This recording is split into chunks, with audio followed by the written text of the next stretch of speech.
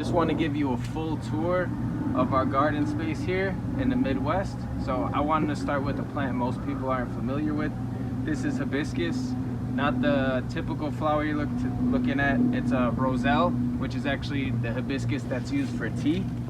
And you could come in here and see the flowers starting to grow, the buds. Just get close. I tap the screen as well. But we kind of got a late start on these. Usually you'd want to transplant them, start them indoors, basically like a month before the last frost. Well, we actually direct sowed these in the garden, and this is a tropical plant, so they could withstand 100-degree weather, droughts and everything. So they really like a long season, but we're definitely going to get some, and it's the best tea ever. So Yeah. This was planted outside June 1st. Right now it's August 31st. So we got another one there, but for some reason it didn't really grow the same. And that just goes to show you, when you plant seeds, you want to plant a lot so you could pheno hunt and find the best possible plants that you could possibly grow. all right, no mean to cut you off, but this is the cabbage moth that goes and lays caterpillars. That lays the eggs that turn into caterpillars. See? All right. So Got there. you. I'm so glad that just happened. So if you look here, Let's see what they're this doing. is broccoli right here. They're getting pretty, eaten up pretty See, bad. look, it's going on. That's bear. Bear. All right. Sorry, we had a little detour, but let's get back to the video. All right. Alright, Come back so- around here. This is some Genovese basil here. This is where we get all our pesto from. There's 2 plants here. You know, we've been pruning it. When I first started pruning this plant, I was cutting from the bottom. Now I only prune from the top. I don't really mess with the bottom because I feel like we got a nice shape. Exactly. It's pretty cool. With Genovese basil, you never want to let the flowers grow if you want to harvest the leaves, because it really changes the plant. We have an example for that. Yeah, now on the other hand though, this is Thai basil, and you could let the flowers grow and nothing happens to the leaves. They look the same, they taste the same. Basil in general attracts a lot of pollinators, especially bees. They love it here. So when we're ready to get seeds from the plants, from the basil, we'll let the flowers go from the Genovese, but we just let the Thai basil grow the whole time. Now, like I said, this is a plant where we're letting the seeds grow. You can see all the bees on it. And look how much different the leaves look. I mean, we haven't been watering it. Yeah, I was just gonna say we kind of neglected these But look at it in general. I mean, look, Yeah. look how much smaller the leaves are. two. Yep. It really stunts the growth of the plant. If you look in here, this is our oregano. This is another thing I don't let go to flower unless I'm just done harvesting, which right now we're pretty much done. We dried a bunch. We use it to make infused olive oil. I actually have another video on that sometime. It tastes better than regular olive oil. It's awesome. But if you look at these flowers, we let all the herbs go to flower just to attract bees, because I mean, you always need them to feed your plants pretty much. This is parsley here. Bunch of parsley. Dill's going to seed. This is our big sage plant right over here as well. In the herbal part of the garden, I just let it go. Just let it do its thing and see what happens. We'll get a lot of volunteer plants next year. Yeah, what kind of plant is this? This right here, Yeah. this is sage. And that's perennial? It is a perennial. It's been growing for about 3 years now. Wow. Yeah. It smells so good. You know what I do? A lot of people don't know about this. You want to exfoliate your skin? You take this right here. It's pretty abrasive. And you just rub it on your skin. And it's a natural exfoliant. Awesome. And after you're done, it's just, you're like awake. Nice. The rest of these plants are milkweed right here. They grow like crazy. They're really done flowering for the season, but they bring a lot of butterflies in the beginning of the season. These are like the first pollinators. First pollinators of the season come to the milkweed. Yep. This right here, raspberry. It's really done growing. We just transplanted some raspberry canes here this year. They died off and we got some new ones growing back. All right. They're looking good too. We let an eggplant just grow randomly over here.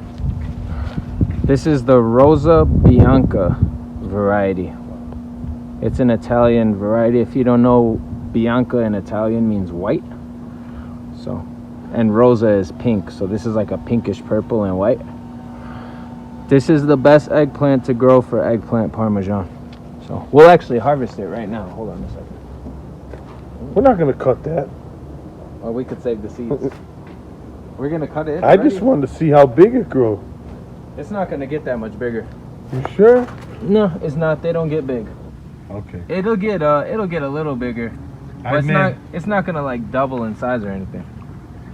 All right, let's keep going. Keep it moving. That eggplant's been growing every day. You got more basil here. If you look down this row, these are our carrots. Can we? Can you harvest one on film or? Sure. Let me see. You got some little ones here, but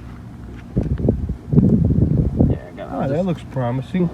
I'll just put a bunch of them. As you can see, this is no dig, no till, whatever you want to say, redwood forest. That's how we grow here. And you can see they didn't fork. So this is a good variety. So what we're gonna do is, this is a Scarlet Nantes variety. So what we're gonna do is, with a fair amount of these carrots, we're just gonna keep them in the ground. And then the second year they go to seed and we save all the seeds.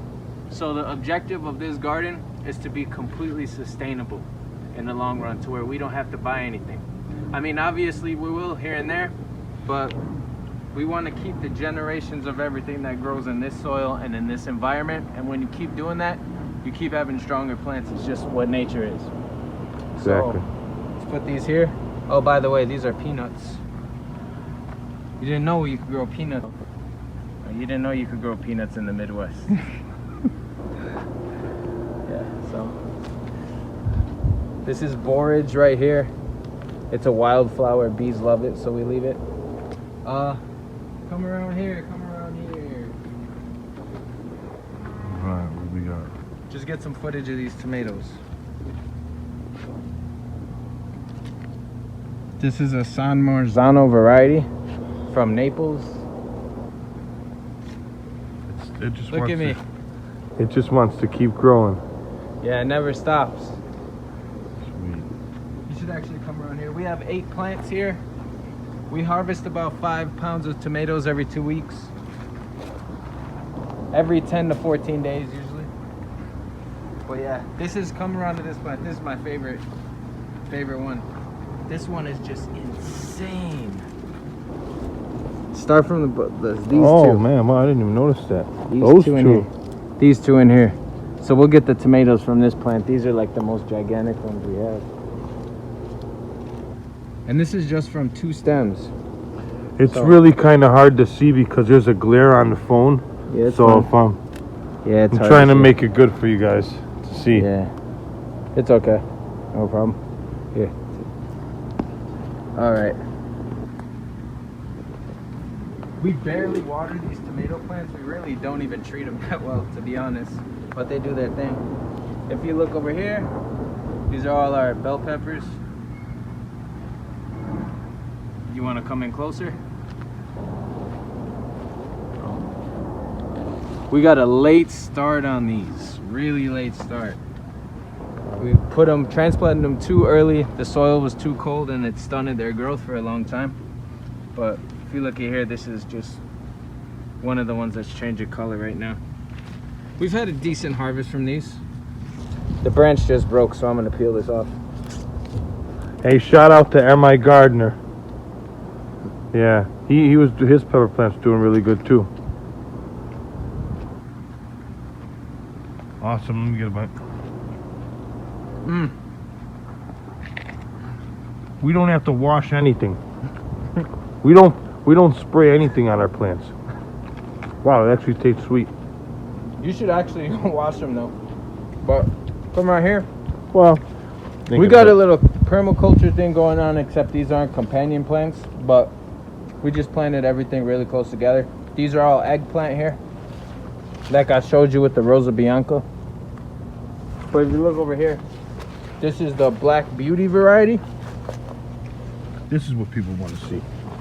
So, pull it out. This is an excellent variety. It's ready to go too.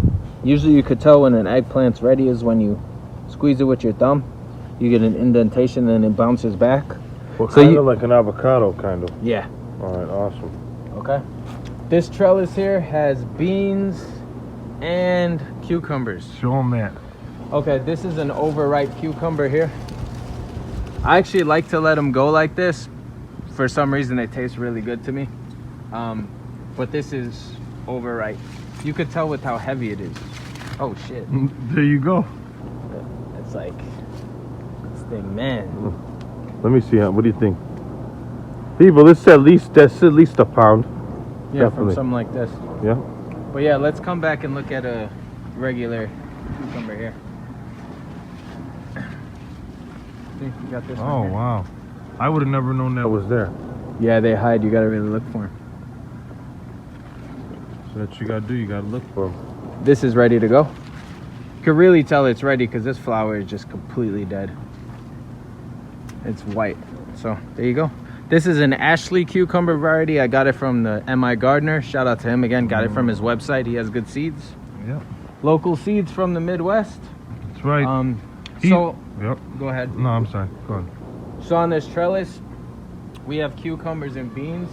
I'm gonna put these down for a second. All right. Boom. So- Look at those. You saw the cucumbers. Let me get a bean. This is actually the beans that we have. This is an Iroquois variety. I'm trying to find because I want to empty these out. I've been. But these are done. Okay. Because I've been eating these when they're green. Yeah, still. when they're green, you could eat them. But these are the shelling beans. This is the ones you boil and you eat. So right here, if you. So what would you do? Put that in soup or something? Yeah, no, they're just beans. Oh. You gotta boil them. You know how you cook beans. And then put them in soup. Yeah, yep. these are hard beans. You can make minestrone, anything. Wow. But yeah, you can't eat these fresh. They're rock hard. Damn, wow, They'll they break your look like teeth. marbles. Yeah. This is from the Iroquois Native Americans. It's a strain. Wow. They actually have these at Fruition Seeds, which is an organic farm in New York. We get all our seeds here from the Northeast or the Midwest. We don't really mess with companies that are from California because it's not the same environment. So you want to get seeds from plants that are, you know, in the same climate. Try to do that. Yeah, if you want to take another look. These are really cool. Awesome. And this right here, this is our peach tree. This is the Contender peach variety. This is the only variety I found that's good to grow in zone 4. We get cold winters here, so I've actually seen footage of this tree surviving. But yeah, we just planted this. It was about, I'd say about this tall. This started. It really blew up in the past month. It was struggling through the hot winter. We've had a really, hot summer. We've had a really hot summer here. Yeah. It's finally settled in. Yeah, it's settled in finally. We actually just created this raised bed specifically for this tree. That goes to show people, look how it's made. We built this in like 15 minutes, literally. So we actually just, what we did, Look, I made stakes and I just poked them down into the ground. yeah, we made this raised bed. Oh. So we had concrete under here. We broke up the concrete. On the bottom layer, we have a bunch of leaves like this, comfrey leaves. This is a nutritious leaf. This is was called bone knit by the certain Native American tribes. It was used to heal bruised muscles and fractured bones. This is always good to compost. So we have a bunch of wild comfrey here. We always use it. But yeah, the first layer leaves.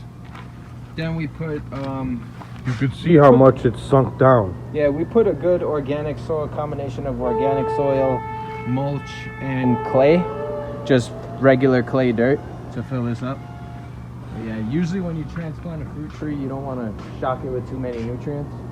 We did amend it with neem seed meal. We use down to earth products, but next year we probably won't use anything. We'll probably just use our own compost and that's it. But shout out to down to earth products. They're really good organic products, dry amendments. I will say, if you want to grow cucumbers with beans next to a bunch of eggplant, I wouldn't really advise it if you want to have a large harvest, because that's what happened here. I've never really grown beans and cucumbers on the same trellis. I tried it this time, and the beans kind of stunted the growth of the cucumbers. This was actually a raised bed we made, but it's just too hot back here, and it's just too much maintenance to water it. So what we're gonna do is turn this into a worm farm. We're gonna take this soil and put it in another raised bed. So right now we're just putting mulch on top of it and letting it like compost on top. This right here is out of a bathtub. Yeah, we paid $25 for this. This is the worm farm, my people. This will change the world. We get rid of so much things. So if you look in here, you want to zoom in. These are composting worms. So they're just eating everything you put in. We usually put apple cores. We put rinds from our own melons in here, and we usually put leaves. We try not to put anything from a grocery store in here because most of the vegetables you get from stores have pesticide residue. So we don't want any of that in here. We don't want any synthetic polymers or anything to get in the soil. It's basically everything from this garden goes in here. Yeah. And then so if you want to just look at this is basically worm castings and coconut. You had coconut shell shavings in here, right? To start it? Coconut core, whatever it's called. Yeah, just basically shaved coconut, and then yeah, this was a struggle here to get this going. We lost a lot of worms. We started this when it was way too cold. Just my vision is to submerge this like where we're standing now. Is this gonna be busted up? We're gonna you guys will see it next year. Okay. All right, let's keep it rolling. For the raised bed for the peach tree, we added a lot of worms in there too. Whenever you have a raised bed, especially with dense soil and leaves to break down, you want worms in there. This is our compost section. This was a bunch of mulch we had. We mulched the garden with it. This is all free. Where we got it from, there's still like piles and piles of mulch, so we could get so much free wood chips if you want. Always resource free stuff, man. Mushrooms grow in this all the time. You can see that this white powdery stuff, that is the fungal growth. So it's gonna take a long time for this to break down. We're going with two kinds of compost. One is a fungal dominant compost, which you get from the wood chips. The second is bacterial compost. That's what you get from the leaves right here. Yeah. So we're just composting all our leaves. Here, show them this stuff. Show them this. This is the most developed one. It's almost done. It's almost done. This is mixture of wood chips and compost from.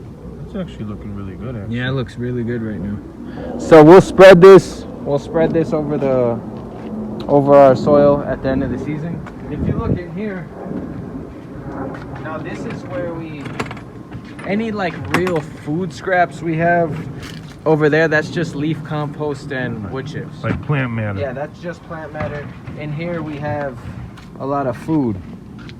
And because we are in the city. We are in the city and there's rats, so we don't like to compost food out in there. There are rats as big as cats out here. Oh man, look how this is like. And it should smell sweet, like it shouldn't smell. It doesn't smell bad at all. If it smelled bad, that would mean it smells like the forest, like a forest floor. Correct. That would mean it's anaerobic. That would mean it's not getting air. So what happens when something goes anaerobic? Is that bad? You notice when the grass clippings get stuck together and they start to get slimy? Yeah. That's not good. You don't want that. Okay. So. Yeah. I would not recommend this though. This thing is a pain to move, Yeah. but it's lifetime brand. We've had it a long time. Shout out to Grow Your Greens. That's the website, right? Yeah. Yeah, he's got a good compost. He goes over a bunch of them. Yeah. He's growingyourgreens.com. It's a YouTube channel. Yeah. He's awesome, man. Yeah. He's from Cali. He's a really good dude. Yeah, he's got 700,000 subscribers. Yo. All right. This is our hoop house that we built. Started out with some 2x4s. Would you want to go over the length and like how you built it? Or how It's we like built it, go over it? it's basically these are Yeah. these right here are 10-footers. 10-foot I'm sorry, PVC 20-footers. pipe. These are 20-foot pieces of pipe that are this 3/4 and they're just bent. So you don't have to cut the pipe. We didn't cut these. This is I believe it's 8 by 8. We could get the tape measure out, but Yeah, we'll I'm do not another really video to go over this, but if you guys want to know the exact measurements, we can just measure it right now. I believe it's 8 by 10. I'm not 100%. We could go over it in another but video. We never cut anything. These are not cut. Okay. We are lucky to have a yard this size. And you would call this a hoop house and not a Right. greenhouse. No, it's a hoop house. Yeah. But, If you want to go over here, one last thing, let's check it out. yeah, you could just narrate now. These are our sunflowers here. It's about 11 feet tall. So, look at it from the bottom.